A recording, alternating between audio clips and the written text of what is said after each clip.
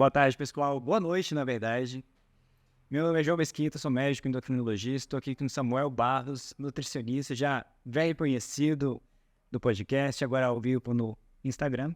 Hoje falaremos sobre endometriose. Endometriose um aspecto específico, endometriose e infertilidade, tá? Samuel, hoje vai ser um podcast, um episódio especial. Vai ser um podcast que a gente vai apresentar um novo projeto que o Samuel está fazendo e eu estou em auxílio, estou ajudando, estou fazendo algumas aulas sobre o curso e já falei, né, que vai ser um curso. Mas fala mais, Samuel, pra gente. Bom, pessoal, boa noite. E, João, sempre bom estar aqui conversando. E hoje a ideia, o objetivo central é a gente anunciar, de fato, mais uma vez uma novidade dentro da nossa plataforma, que é a Endonutrir. Para quem não conhece, a Endonutrir é uma plataforma, na verdade, uma comunidade de nutrição aplicada em endocrinologia, que tem o objetivo de levar mais conhecimento para a prática clínica de profissionais de saúde e também de outros entusiastas, né? Educadores físicos, farmacêuticos, qualquer outro indivíduo que tenha interesse nas áreas da saúde. Hoje, especificamente, a gente vem trazer a novidade que é a abertura, ou pelo menos o anúncio do nosso curso sobre endometriose, da teoria à prática. A endometriose, que inclusive acho que foi a ponte que fez a gente se aproximar, né, João? Da nossa amizade, de uma conversa assim despretensiosa. A endometriose estava ali no meio e a gente vem desde então estreitando ali os laços, principalmente porque o João gosta muito de falar do tema e eu, como nutricionista, eu imagino que você aí do outro lado também sente muita falta de suporte de outras áreas na hora de prestar suporte e gerar atenção ali para o nosso paciente. Então, mais uma vez, a anunciar esse curso e não perder a oportunidade de entregar um pouquinho mais de conhecimento, principalmente para os alunos lá da nossa sala de estudos da Endonutrir, que é a grande maioria aqui dos nossos ouvintes, né, dos nossos seguidores. É isso aí. Hoje vai ser um papo um pouquinho mais técnico, vai ser um papo um pouquinho mais direcionado para os profissionais de saúde, médicos e nutricionistas, mas vai ser uma comunicação acessível a qualquer pessoa. A gente vai simplificar, a gente não vai deixar nos aspectos técnicos especificamente, até porque os profissionais de saúde também não gostam tanto, tá? Pessoal, a gente vai falar hoje sobre uma novidade. Para dar uma apimentada aqui no negócio, a gente resolveu fazer um concurso, uma competição, um desafio, e eu quero que o Samuel ele fale pra gente como é que isso vai funcionar antes da gente começar. Perfeito. Pessoal, ainda na ideia primordial de compartilhar conhecimento, a ideia é que hoje a gente tenha um presenteado, algum sortudo presenteado com uma cortesia, de fato, para prestigiar o nosso curso, para estar lá dentro da plataforma e receber esse curso totalmente gratuito. Mas como a premissa básica é conhecimento, nada vai ser entregue totalmente de graça, assim, a gente pede que essa pessoa esteja inicialmente com a gente aqui até o final dessa nossa conversa, e que no final nos apresente um resumo daquilo que foi visto aqui, dos pontos mais relevantes, daquilo que despertou mais a atenção.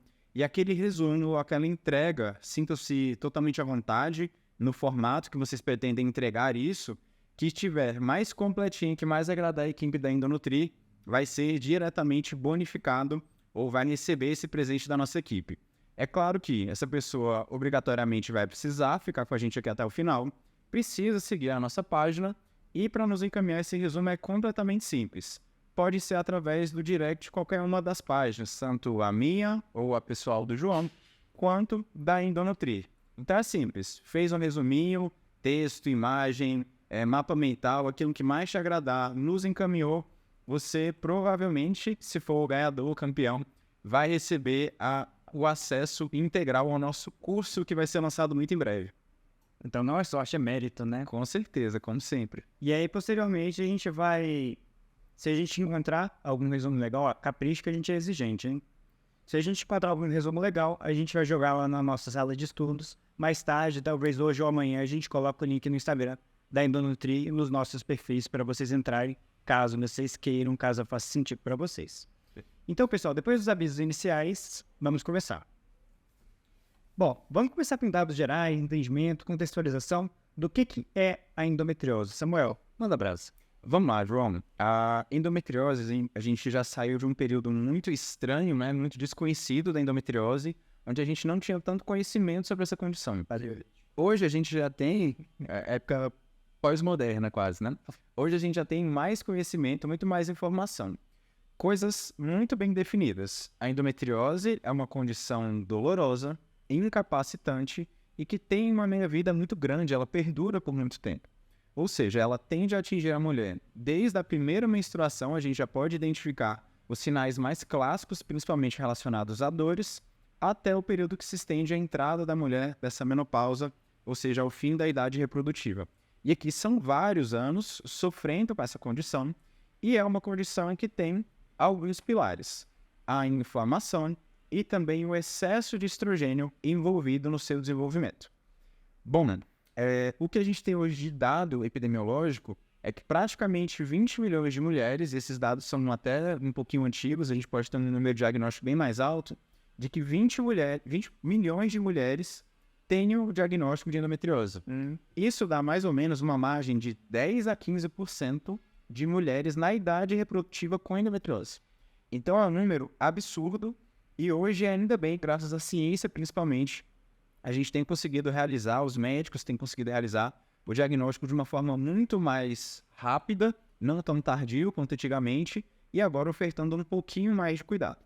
Então lembrem sempre da endometriose como uma condição dolorosa, incapacitante e talvez até cara, justamente porque essa incapacidade ela pode interferir na parte profissional dessa mulher, sem dúvida nenhuma. Afastando ela de horas de trabalho, a gente tem uma estimativa de 10 horas de trabalho semanais sendo perdido em decorrência das dores pélvicas, dor urinária, evacuar e tudo mais, sendo as responsáveis por afastar essa mulher da jornada de trabalho.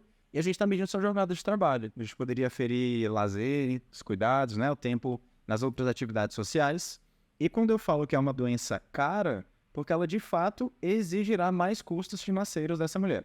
Desde o momento da contratação de um plano de saúde, ela vai precisar talvez ter mais consultas, mais medicamentos, mais internações, talvez procedimentos cirúrgicos ao longo da vida. E isso, inclusive, é cobrado no ato de contratação de um serviço de saúde, que tende a ser muito mais caro. Perfeitamente. Eu sempre gosto de caracterizar a endometriose como uma síndrome dolorosa. A endometriose, basicamente, ela se caracteriza por dor na menstruação, que são as cólicas menstruais, sempre focando que as cólicas menstruais elas não são normais, tá? Principalmente se essa cólica menstrual te deixa de cama, ela te leva ao hospital todo mês tem que tomar um analgésico, eventualmente analgésicos endovenosos, isso absolutamente não é normal. Dores na relação sexual e dificuldade de engravidar, que é o nosso tema de hoje, tá? Aí você imagina, a paciente todo mês tá com cólica, e aí chega ele na hora da relação sexual com o parceiro, tem dor, e aí tem que trocar de posição, é um malabarismo para encontrar uma posição adequada. E na hora de engravidar não consegue. Ou seja, a vida dessa mulher é completamente comprometida. Essa qualidade de vida dela é completamente afundada. E a gente tem sim metodologias, tanto médicas quanto nutricionais, para aliviar muito esses sintomas e melhorar muito a qualidade de vida dessas mulheres. Ô Samuel, como é que a endometriose se desenvolve de maneira breve? Boa. Só fazendo um adendo, complementando ali, é uma condição dolorosa no aspecto físico, mas tem um aspecto mental, que é justamente a parte que a gente quer falar hoje também, né? Que é dor de não conseguir engravidar, a dificuldade, o estresse e o trauma que isso pode gerar também, né? Tem essa dor psíquica aí acoplada, que é completamente subjetiva e difícil de avaliar, mas a gente sabe que isso impacta diretamente. Não, e aí tem um ponto interessante, Samuel, que a gente fala, quando a gente fala de disfunção de sexual, no caso aqui, a questão da dor na relação sexual, a disfunção sexual é uma das principais causas de depressão da mulher. Perfeito. E aí a gente até pode puxar um gancho, nada a ver com a live, mas só porque a gente não pode deixar de falar nisso, o uso de antidepressivos diminui a libido.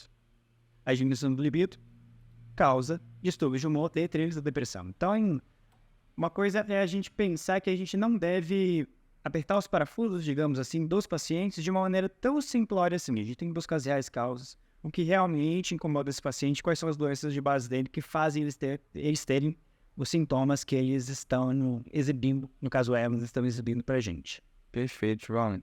E, bom, respondendo a sua pergunta, o que a gente tem até o dia de hoje, o que a gente sabe sobre o desenvolvimento da endometriose? Anteriormente, eu comentei com vocês 2 pilares muito bem fundamentados, né, até o dia de hoje. O excesso de um hormônio chamado estrogênio e também a inflamação como perpetuadores e talvez até causadores dessa condição. A gente tem que dar só um passinho para trás para entender um ponto que vem antes disso. todos os meses a mulher está exposta a um número de alterações hormonais, principalmente alterações relacionadas ao ciclo menstrual. O ciclo menstrual ele tem uma estrutura focada para a reprodução. Então a gente vê aumento de endométrio sendo causado por um pico de estrogênio. Então nós temos variações hormonais mensalmente focadas na reprodução dessa mulher. O que acontece é que em determinada fase do ciclo, quando a gente tem aquele aumento de estrogênio e há o aumento, o espessamento do endométrio, é quando a gente deveria ter ali um embriãozinho fertilizado sendo implantado na região endometrial dessa mulher, que é a gestação. Ali a gente teria a primeira etapa da gestação, né? Só que a gente sabe que isso não acontece todos os meses, aquele tecido ele vai descamar, vai sair pela vagina na forma da menstruação. De modo geral, esse é um processo simples, mas a principal teoria até o dia de hoje, ela é pautada onde esse tecido endometrial, os fragmentos desse endométrio que foi descamado, alguns fragmentos refluem ali pela tuba uterina e caem na região pélvica. Uma vez que ele se instala, ele gera uma alteração naquele ambiente, tanto na forma imunológica quanto na forma inflamatória, e começa a fazer adesão. Ele começa a criar novos vasinhos, fazer recrutamento de célula, e aquele tecido se instala. Dali ele pode se replicar, pode gerar novos tecidos e começar a, entre aspas, caminhar, no sentido de aparecer em outras regiões, além da região pélvica, que seria, por exemplo, bexiga, ânus, fígado, intestino, e ali a gente já começa a ver algumas variações da endometriose. Mas isso é até um ponto que é discutido, né, João? Praticamente todas as mulheres têm o fluxo retrógrado. Então, aparentemente, ter o fluxo retrógrado não é o único ponto que leva ao desenvolvimento da endometriose. Nós temos fatores de característica genética, hereditária, existe sim uma porcentagem genética, mas também disfunções imunológicas, o estresse oxidativo, ou o balanço oxidativo onde essa mulher se encontra, o padrão alimentar, o padrão inflamatório onde ela está submetida, que pode corroborar com o desenvolvimento da endometriose. Mas o grande ponto é, o estrogênio vai atuar ali todos os meses, aumentando aquele tecido, esteja ele dentro ou fora da região uterina. Então, é um tecido funcional que vai receber a ação hormonal e vai desempenhar a sua função, que é de aumentar o tamanho.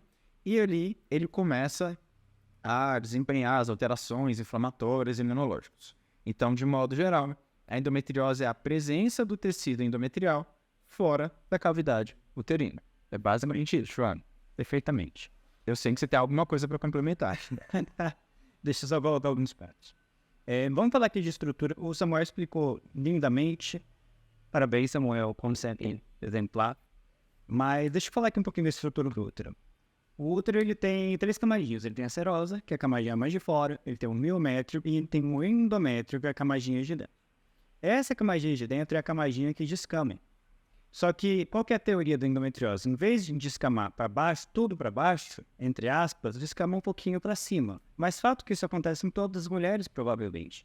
Então, por que essas mulheres com endometriose elas têm uma persistência de células endometriais fora do útero? Isso são alterações, como o Samuel falou, genéticas, familiares, etc. Mas, na minha opinião, principalmente inflamatórias de estresse oxidativo. A inflamação e estresse oxidativo, ela pode sim causar alterações no metabolismo de estrogênio, o que favorece a persistência dessas células. E uma vez essas células fora da cavidade uterina, elas começam a formar um nicho, elas começam a formar uma casinha e começam a se proliferar e espalhar com um comportamento semelhante a um câncer, por exemplo, no qual ele faz uma casa, tem um foco primário e começa a se espalhar por diversas estruturas, tendo, inclusive, alguns relatos até de endometriose cerebral. Exatamente. Alguns casos bem bizarros, né, João? A gente vê a endometriose surgindo em tecidos e regiões totalmente distantes daquela região original, né? Diafragma. Exato. Nossa Senhora. Perfeito. Ô, Samuel, então assim, agora a gente vai para o cerne da nossa conversa, que é a questão da endometriose e a infertilidade. Então, a endometriose realmente gera infertilidade? É conversa? Beleza. De fato, a gente pode pensar na endometriose atuando na infertilidade de diversas formas. De mecanismos mais simples, como, por exemplo, a mulher que sente dor e não deseja ter relação sexual, porque sente dor. É um mecanismo muito primário e básico, como mecanismos muito mais radicais, entre aspas, mais complexos do que esse primário. O que a gente sabe é que sim, João, a endometriose é um dos principais causadores de infertilidade, e a gente estava até conversando ali antes, e que realmente a gente vai começar a ver isso com cada vez mais frequência, a gente já tem visto, e a tendência é que esse assunto fique cada vez mais quente e permaneça quente, porque é um lado bom, a gente vem descobrindo muita coisa sobre a endometriose, e esse ponto da infertilidade é muito bem pautado. Parece que à medida que a endometriose avança, a taxa de fecundidade, ou o poder, a capacidade de reprodução dessa mulher segue um caminho inverso, principalmente conforme essa doença avança. Então, quando a gente pega, por exemplo, mulheres na condição de endometriose leve ou moderada, existe uma taxa de reprodução onde mais ou menos 50% dessas mulheres ainda conseguirão engravidar, mesmo que de forma mais tardia, de uma forma convencional, de uma forma natural. À medida que essa condição avança para sua forma grave, para a forma profunda, essa taxa cai para quase 20%. Então, somente 20% das mulheres, na forma grave, conseguirão ter sucesso na gestação. E aqui o ponto, seja uma gestação de forma convencional ou por método de reprodução assistida. Às vezes, entende-se ou se posterga o tratamento pensando muito em uma reprodução assistida. Sim. Mas ali a gente vai poder falar de vários capítulos à parte da endometriose que realmente têm que ser tratados antes de qualquer tentativa, seja ela por vídeo ou normal. A gente tem uma taxa também, João, que é a taxa de fecundidade mensal. Para uma mulher sem a endometriose, essa taxa ela gira em torno de 20% ao mês. É uma taxa que caracteriza o sucesso de acordo com o número de relações sexuais. Tem 20% de chance de sucesso. Exato, 1 para 5, praticamente isso. A mulher endometriose, exato, ela tem 10% dessa taxa, ou seja, 2% ao mês. Nossa. Exato. A depender da forma da apresentação, do controle de como está o manejo da endometriose. Então, é uma das principais causas, junto com o ovário policístico, de infertilidade que nós temos hoje na nossa sociedade. Caramba. Muito ativa para pouco sucesso, hein? E muito desgaste. Muito desgaste. Sem falar na dor, né? Exatamente. Dor em todos os aspectos, né? Físicos, cognitivos, questão do parceiro. Então, para a questão da endometriose, por que a endometriose ela é tão ruim para a fertilidade? Agora a gente vai falar dos mecanismos que estão envolvidos nessa questão da endometriose causar essa infertilidade. O primeiro mecanismo que a gente trouxe aqui para vocês é a questão da reserva ovariana. Perfeito. Bom, pessoal, vamos lá. Sempre que a gente fala de reserva ovariana, a gente está falando de um dos principais marcadores de fertilidade, de saúde reprodutiva da mulher. Porque é ali onde nós temos os folículos que carregam os óvulos também, né? Aquele folículo vai ser recrutado, vai se desenvolver, e a mulher ela já nasce com um número contadinho desses folículos ao longo da vida. O que acontece, e eu quero destacar até exatamente um capítulo à parte da endometriose, que é o endometrioma. É quando nós temos aquele tecido endometrial acoplado nessa parede aqui do ovário, né? Que é o pocinho da fertilidade dessa mulher. Aqui a gente pode imaginar que esse tecido que gera citocinas inflamatórias, que aumenta o estresse oxidativo, ele vai impactar de forma direta tanto na qualidade da ovulação, na qualidade desses óvulos, quanto também na quantidade. Por isso que é muito comum a gente encontrar mulheres com endometriose, especialmente o endometrioma, com baixa reserva ovariana. Pacientes com 18, 20, 23 anos, com uma contagem baixíssima. Ou seja, é um dos principais pontos que vai alterar a reserva ovariana, e essa mulher, talvez ela até consiga ter as ovulações, mas talvez seja uma ovulação de uma qualidade ruim, que leve a uma perda gestacional que é completamente indesejada, certamente, e nós temos um dado bem preocupante dessas perdas gestacionais da mulher com endometriose, leva à diminuição da contagem total desses folículos, ovulação, ela pode ovular, etc., e talvez seja uma ovulação tardia. E quando a gente fala de ovulação tardia, é um óvulo mais empobrecido nutricionalmente. Então, ela tende novamente a ter perdas e muita dificuldade para engravidar nesse cenário. Então, um dos principais mecanismos que a gente pode associar a endometriose à infertilidade é o aspecto que ela gera na reserva ovariana, abaixando a qualidade e quantidade dos folículos dessa mulher. E, Samuel, agora os mecanismos 2 e 3 eu vou juntar, Show. Antes. que é a inflamação, estresse oxidativo e o terceiro de surpresa. Perfeito. Mas vou falar de um tema que eu gosto pouco, que eu falo pouco, que é a inflamação e estresse oxidativo. Boa. E dentro dessa questão, a gente vê muitas das explicações do porquê que a endometriose está surgindo tanto. Então, deixa eu explicar para vocês. Como o Samuel falou no começo da transmissão, a gente tem 2 mecanismos principais para a persistência e evolução da endometriose, que é a alteração hormonal e a alteração inflamatória e estresse oxidativo. A alteração hormonal dá start e a inflamação e estresse oxidativo é o que perpetua esse processo. O que acontece? Durante a inflamação, a gente tem uma alteração das enzimas que fazem as conversões de estrogênios. O que isso significa? Quando o estradiol ele entra no metabolismo da mulher, ele precisa ser metabolizado à estrona, que é como se fosse o estrogênio mais fraquinho. De forma que a gente tem um equilíbrio, a gente tem uma ciclicidade, não tem nem estradiol de mais, nem estradiol de menos, essa atividade estrogênica ela fica equilibrada. Na inflamação, a gente tem uma inibição dessa enzima, de forma com que a gente tem uma diminuição dessa conversão de estradiol à estrona, ou seja, a gente fica com muito estradiol na corrente sanguínea das mulheres, que é a principal característica hormonal. Então aqui a gente já vê que a gente já levou inflamação e a questão hormonal. Esse estradiol em excesso, ele vai ativar um receptor chamado ER-beta, receptor de estrogênio do tipo beta, que ele vai fazer a persistência, vai fazer o tecido endometrial ficar resistente à apoptose. Então, esse tecido endometrial ele vai ficar, digamos, imortal. Ele vai ficar lá e não vai morrer e vai só se proliferar. Outra questão é que o próprio tecido endometrial ele começa a secretar substâncias inflamatórias. As principais deles são TNF-alfa, as citocinas inflamatórias de uma maneira geral. Esse aumento de TNF-alfa vai causar uma diminuição de receptores de progesterona.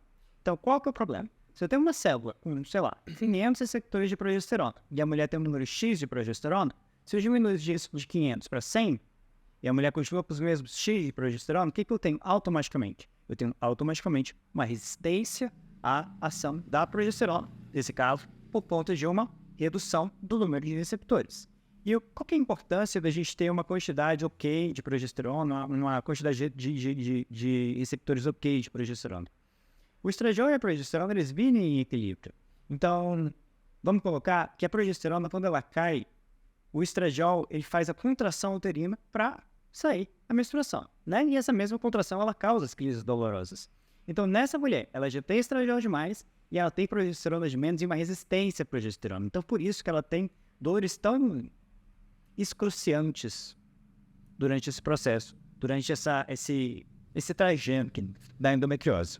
O segundo ponto não é uma citocina inflamatória, mas é mais uma via. A via do NF-κB, ela aumenta a aromatização. O que é a aromatização? É quando a gente transforma a testosterona em estradiol, mais um mecanismo inflamatório, aumentando a atividade estrogênica dessas mulheres, tá? Então, esse é o primeiro ponto com relação à questão da perpetuação da endometriose. Mas como que isso especificamente integra a questão da fertilidade? O TNF-alfa, ele faz uma fragmentação do DNA do embrião. Ou seja, quando a gente faz essa fragmentação, a gente tem um aumento de morte desse embrião porque ele não fica viável. Já a questão do NF-κB, a ativação do NF-κB, faz uma fragmentação do citoplasma do embrião e ele também morre por causa disso. Então imagina que a situação é que a gente faz uma fertilização assistida num paciente altamente inflamado. Não parece que vai dar muito certo, né? Então a chance de perda gestacional, mesmo nesse cenário de fertilização assistida, ele não dá um percentual muito animador por conta dessa questão desse cenário. Outra situação bastante interessante é a situação de que esse estresse oxidativo ele vai, de certa forma, atrapalhar. Bom, vamos explicar dessa maneira. A gente tem a tubinha uterina. Essa tubinha uterina ela tem cílios. E esses cílios eles ajudam a empurrar os espermatozoides em direção ao óvulo, para eles se encontrarem, se beijarem e fazerem um mimimi. Então, com a inflamação e estresse oxidativo, esse movimento ciliado da tuba uterina ele fica prejudicado, de forma que o espermatozoide ele tem dificuldade de chegar ao óvulo. E, além disso, a gente tem um downregulation de um sinalizador muito interessante, que eu quase não gosto também, Samuel, que chama-se Circuina-1. Quase nada. Conhece? Sim. Peridina. O downregulation da sirtuina 1, quando a gente tem uma diminuição de sirtuina 1. Bom, o que é sirtuina 1? citrullinol é um sinalizador de antioxidação. É um sinalizador de que precisa antioxidar. E o que acontece? Quando a gente tem uma falta de substâncias antioxidantes, o que acontece? Essa sinalização de citrullinol, ela diminui. Porque qual é o problema? Quando a gente tem um estresse oxidativo, esse estresse oxidativo pode vir do McDonald's, que você come, do lanche, do estresse, da falta de sono. O estresse oxidativo ele é infinito e, enfim, ele é altamente renovável. Já os antioxidantes, a gente precisa de nutrientes. A gente precisa de zinco, de complexo B, a gente precisa de uma série de substâncias para a gente fazer os antioxidantes. Então, os antioxidantes meio que acabam, então que seca. Então, quando a gente tem uma diminuição de citrullinol, quando a gente tem uma diminuição dessa sinalização, a gente tem uma diminuição de reserva ovariana. Quando a gente tem uma diminuição de citrullinol, a gente tem um aumento de ataque a DNA de oócito e de espermatozoide. Ou seja, os pacientes inflamados, se o casal for inflamado, a gente vai ter problema no oócito e vai ter problema no espermatozoide. Então, vê aqui o que eu estou falando. De ataques aos espermatozoides, de ataque ao oócito, de diminuição de sobrevida do embrião por dois mecanismos diferentes, de diminuição de chegada dos espermatozoides no oócito. Então, gente, vocês acham que toma aqui esse comprimido e vai ficar tudo bem? Apenas a abordagem hormonal, ela vai funcionar. Bom, tudo bem, em alguns casos até vai funcionar, mas tem muitos outros mecanismos, e é por isso que a endometriose é uma patologia que ela causa tanta infertilidade assim. Boa. E é uma maravilha, né, João? Falar sobre endometriose e tirar o lupin ali simplesmente daquela região pélvica ou da inflamação. A gente vê isso de uma forma muito mais sistêmica, né, no paciente, atuando em microbiota intestinal, motilidade de espermatozoide, dificuldade física mesmo no ato sexual, e que vai também impactar em diversas formas de apresentação da condição, né? Até na própria percepção de dor daquela mulher, é a mesma condição que vai variar. Então, pessoal, a endometriose não é sempre a mesma coisa, não se apresenta da mesma forma, por mais que tenha a mesma base dolorosa, por exemplo, mas exige um pouquinho mais de carinho e de cuidado na hora de interpretar quem a gente está recebendo e o que o paciente está passando para a gente. Sem dúvida, Samuel. E isso é uma coisa que a gente vai falar mais à frente, mas eu não posso passar por inflamação e estresse oxidativo sem falar de dieta. Claro que eu não vou dizer o que dieta faz, qual dieta, como faz, mas a gente precisa entender que a modulação de inflamação e estresse oxidativo é basicamente dieta, sono, atividade física e, quando possível, manejo de estresse. Tendo esse quarteto, vocês aumentam o tanque de antioxidantes de vocês que vocês não fazem ideia. Vocês não fazem ideia tanto que é desgastante vocês largarem esses 4 pilares. E olha o que a gente está falando. A gente chegou ao cúmulo de falar que as pessoas têm que dormir, que tem que relaxar, que tem que comer bem e tem que se mexer. Exato, e beber menos, talvez, de modo adequado. Show.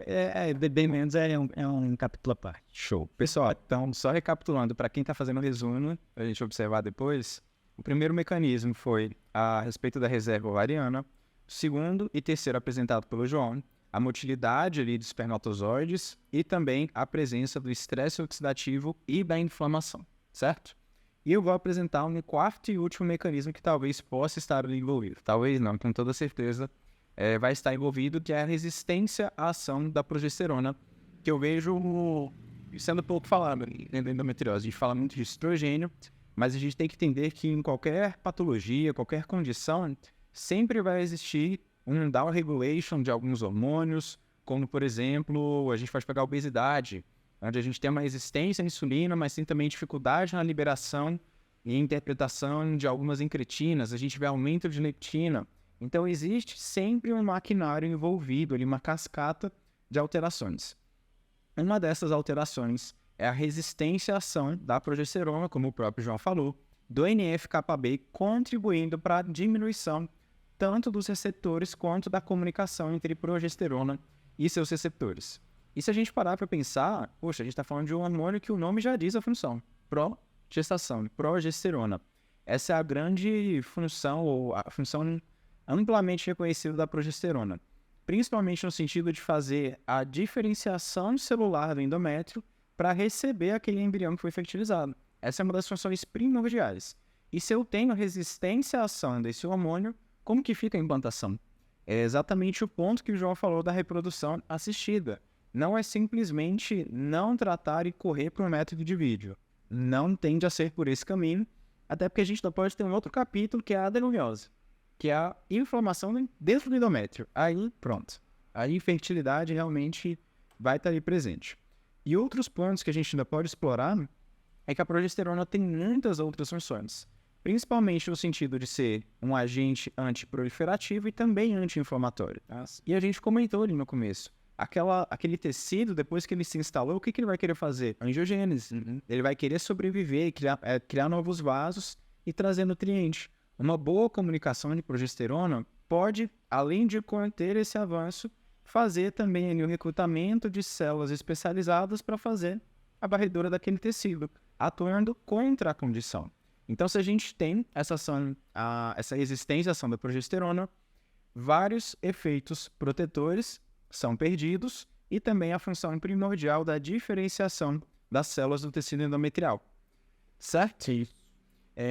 2 pontos. Primeiro que a angiogênese, traduzindo, é a formação de glóbulos. Obrigado, João. Segundo ponto é que é uma coisa que a gente precisa entender, que a gente aprende na endocrinologia, às vezes até com o estudo com a maturidade, é que a gente tem a ação do hormônio fisiologicamente e a gente tem a ação do hormônio não fisiologicamente. Então, aqui a gente está falando de ações de estrogênio de uma maneira não fisiológica, de uma maneira desequilibrada. Ao passo que uma ação de progesterona também igualmente desequilibrada, ao ponto que a gente tem pouca progesterona e muito estradiol. E a gente fala muito de equilíbrio, um balanço estradiol e progesterona seria um cenário ideal para a gente fazer ali um equilíbrio hormonal perfeito das mulheres. E um outro ponto é que a gente tem que parar com essa história de querer resolver as coisas de maneira simplória. Ah, tá com um negócio aqui, corta aqui, tira. Ah, tá com um problema de engravidar, vamos fazer uma fertilização. Ah, tá tristinho, toma aqui seu antidepressivo. As coisas, elas precisam ser tratadas com mais seriedade, com mais profundidade. E vocês, sim, enquanto pacientes, vocês têm que se mexer. Tem que fazer atividade física, tem que fazer dieta, não tem conversa. Se vocês quiserem melhorar, esse é o caminho e não tem outro, senão vocês vão ficar apaixonados. Tá? É uma conversa que a gente sempre tem, eu já falei isso aqui algumas vezes, é que a paciente com endometriose, ela tem que viver de uma forma diferente. Ela precisa ter mais conhecimento sobre o padrão alimentar dela, sobre o que de fato pode ou não corroborar com uma inflamação.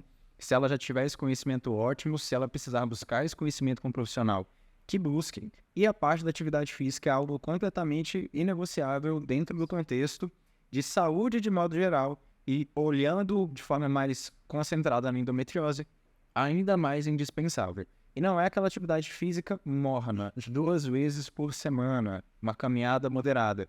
É atividade física boa, de forma frequente e com intensidade também, para que a gente tenha o efeito benéfico do exercício. A gente sugere isso para os pacientes, não para que ela gaste caloria e fique contando ali no reloginho delas. Não é isso, isso é o que menos importa. Eu nunca vou pedir o relatório de calorias. Eu quero adaptação, eu quero progressão, eu quero coletar, ver na prática clínica a melhora dessa mulher.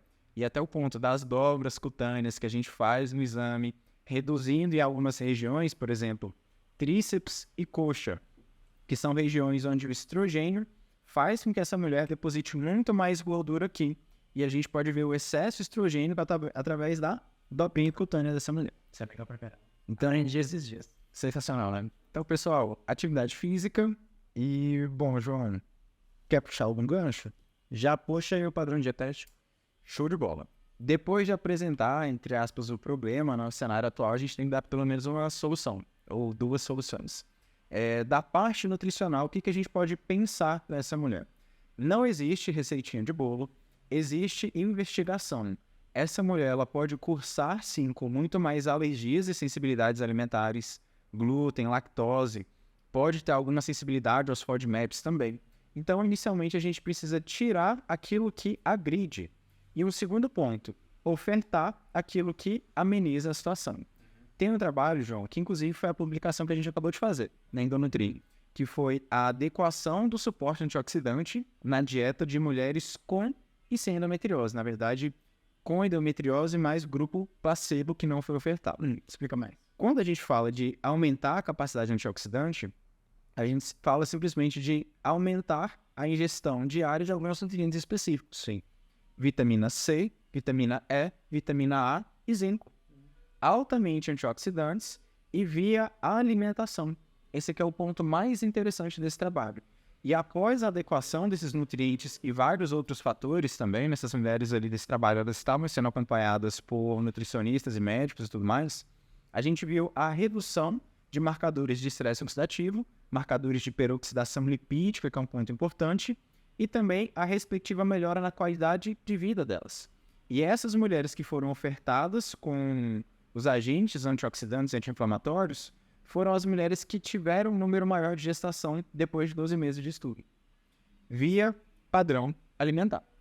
Claro, tem suplementação, a gente pode e deve fazer uso, mas não sem antes mexer no padrão alimentar dessa mulher. E é aí que está a graça do negócio. Essas mulheres começam a responder 3 meses depois da intervenção, 6 meses depois da intervenção. Então não é um ajuste tão rápido, botou o comprimido na boca e resolveu. A gente precisa de tempo e também de repetição naquilo. Ofertar realmente um padrão alimentar mais interessante e fazer com que esse padrão alimentar mais rico em antioxidantes, fibras, mais baixo em álcool, industrializado, junk food, seja o padrão normal dela e não uma dieta. É porque eu não creio que dieta seja o que vai mudar de forma consistente algum marcador de saúde dessa mulher. Ou seja, a adequação do plano alimentar, especificidade. E você, João, o que você apresenta pra gente? Primeiro alguns. Vamos lá. Pessoal, quando a gente fala de padrão alimentar, a gente precisa entender que essa paciente com endometriose, como o Samuel veio falando, ela não precisa fazer uma dieta, ela precisa mudar o que é o estilo de vida dela de uma maneira crônica, porque a endometriose ela não vai embora. A endometriose é uma alteração metabólica que ela tem, que ela desenvolveu, seja lá por forma ativa, mas que isso vai ficar com ela. Enquanto ela quiser manter o conforto dela, digamos em termos de sintomas, ela vai precisar manter esse padrão dietético. E o segundo ponto é que é muito comum as pacientes, muito comum não, mas acontece, sabe aquela paciente que está acima do peso, que no processo de emagrecimento ela engravida? Sim. Então, isso acontece com certa frequência. Então, isso se deve a alguns fatores. Primeiro, padrão de alimentação, aumento de antioxidantes por vias alimentares, diminuição de inflamação, não falei aqui, mas o tecido adiposo, a gordura, é uma enorme fonte de TNF-alfa, que é um dos marcadores inflamatórios que eu mais falei aqui para vocês. Então, só desse paciente emagrecer, caso ela esteja acima do peso, ela consegue um melhor controle inflamatório, uma melhor controle uma melhor chance de uma gestação, e de uma gestação de, digamos, menos risco, uma vez que essa paciente ela está num estado basal mais interessante. Ela consegue fazer um preparo gestacional adequado, né, João? Via programação, reduzir riscos. Eu acho que tudo gira em torno de preparo. Não se apegue somente a peso, mas composição corporal é importante também. Dá para falar só de endometriose e obesidade uma hora. Completamente. Mas, enfim. Então, a parte 1 do tratamento, das soluções terapêuticas que a gente traz para vocês, a parte 1 é dieta. E a parte número 2 é a parte medicamentosa. Particularmente gosto bastante de fazer. Nem todas as minhas pacientes usam por diversos motivos. Então, se você é minha paciente, mas eu não uso isso. Calma. Não é receita de bolo, cada paciente a gente individualiza e estabelece algumas prioridades, às vezes não cabe. Mas é uma medicação que eu gosto bastante, essa medicação é a metformina. Metformina foi feito um trabalho com 90 pacientes, depois disso eu posso até colocar o artigo na sala de estudo, por favor, né? Mas enfim, foi feito um trabalho com 90 pacientes, dividido em 2 grupos, um grupo usou nada, pílulazinha de farinha, digamos, que é o placebo, e um grupo que utilizou metformina, bom, não vou falar posologia, mas o metformina. Fato é, que diminuiu no grupo metformina depois de 6 meses, entrando ali no período que o Samuel colocou pra gente, que não é do dia para noite, demorou 6 meses para os pacientes colherem o resultado. Diminuiu dor pélvica, diminuiu cólicas menstruais, diminuiu dor na relação sexual e aumentou de 0, as pacientes eram inférteis, aumentou de 0 para 25% o sucesso da gestação desses pacientes. Então, assim, fantástico. Uma medicação que é distribuída pela farmácia popular, praticamente qualquer pessoa tem acesso, bom, com a receita em mãos pelo menos, consegue fazer uma alteração desse tamanho. E o que é interessante? O trabalho mostrou que a metformina ela diminui o que é a secreção de citocinas inflamatórias. Então, a gente pode entender nesse aspecto, nesse cenário de endometriose, a metformina como um agente anti-inflamatório.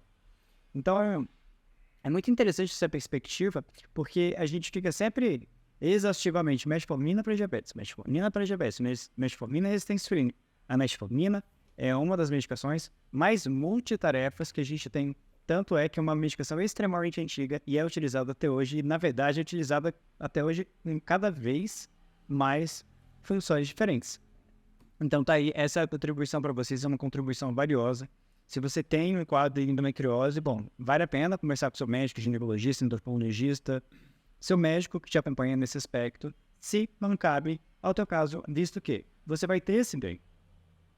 Houveram, assim, para a gente ter uma dimensão do quanto melhorou, teve paciente que melhorou, aliás, teve uma melhora gigante. Por exemplo, a dismenorreia teve uma diminuição de 50% para 25%. A dor na relação sexual foi de 20% para 7%. Então, sim, são melhoras muito expressivas, são melhoras muito expressivas e que a gente não pode deixar de considerar essa opção terapêutica nesses pacientes com endometriose. Perfeito. Pessoal, que contribuição valiosa essa do João, hein? Metformina totalmente fora da bula, entre aspas, ou fora do convencional. E por essas e outras que o João vai estar lá com a gente no nosso curso. Confio completamente meus pacientes na mão do João. Acho que é por isso que dá tão certo, não é, João? Bom demais. É realmente um cara empenhado em tratar, em promover saúde e qualidade de vida para os nossos pacientes com endometriose. Inclusive gerando bons casos, né, João? Bons relatos aí. Já dá para fazer uns cases. Bom, é para a gente escrever alguma coisa.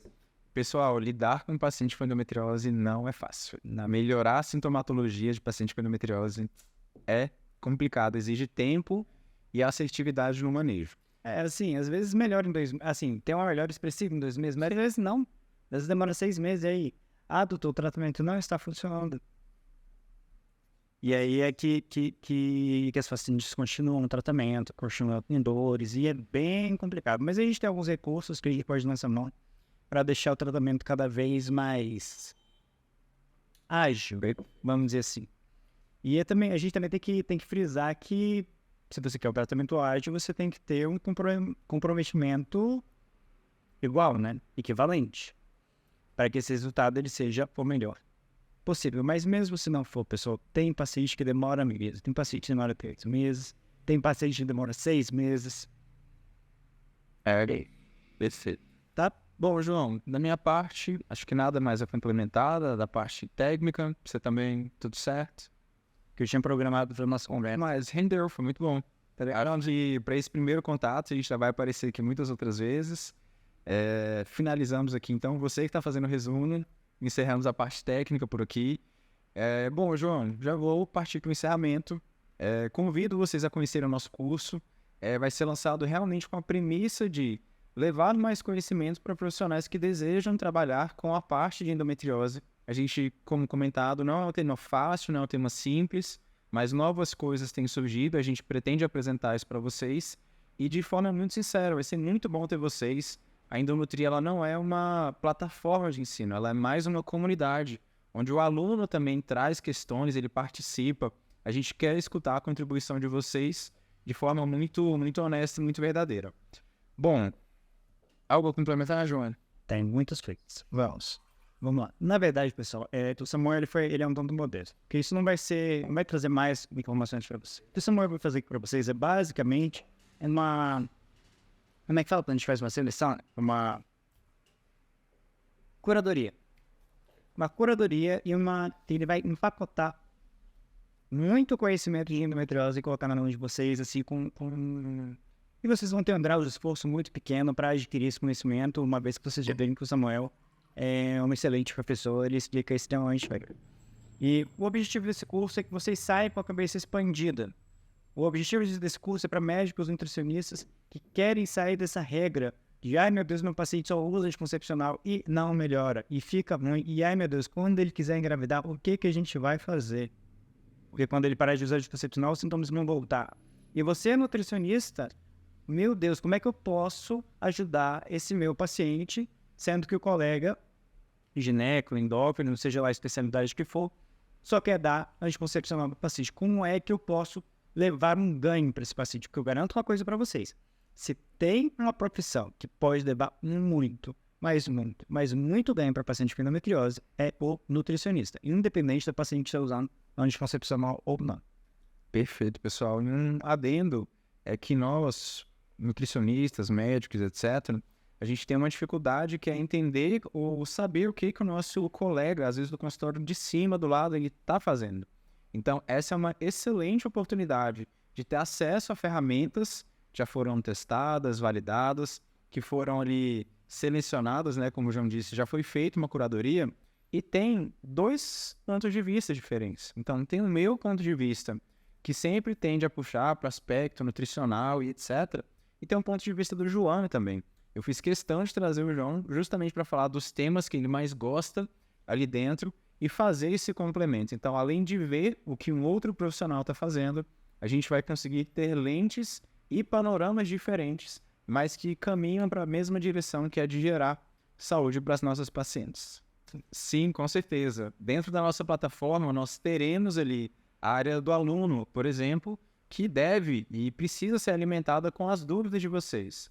Além disso, teremos um grupo à parte para esses indivíduos, né, para os participantes do grupo, onde a gente vai trabalhar com recorrência ali a questão das dúvidas, os questionamentos, os complementos de vocês.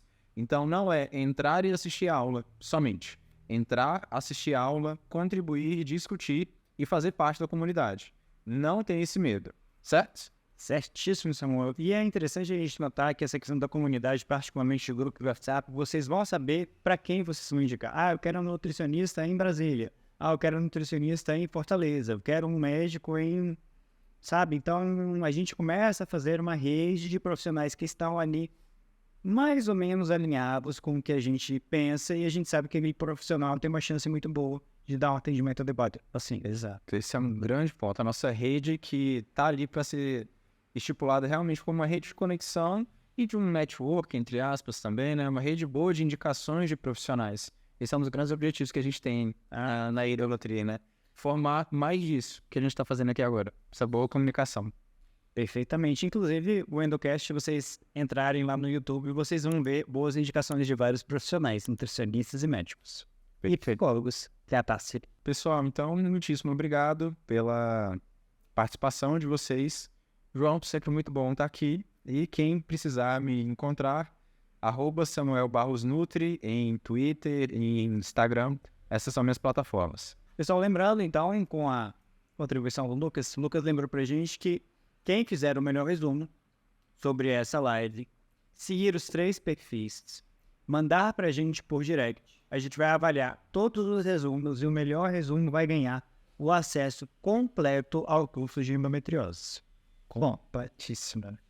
Não sei se vocês gostariam, mas eu gostaria. Com certeza. Com certeza. Muitíssimo obrigado pelo lembrete, Lucas. Importante.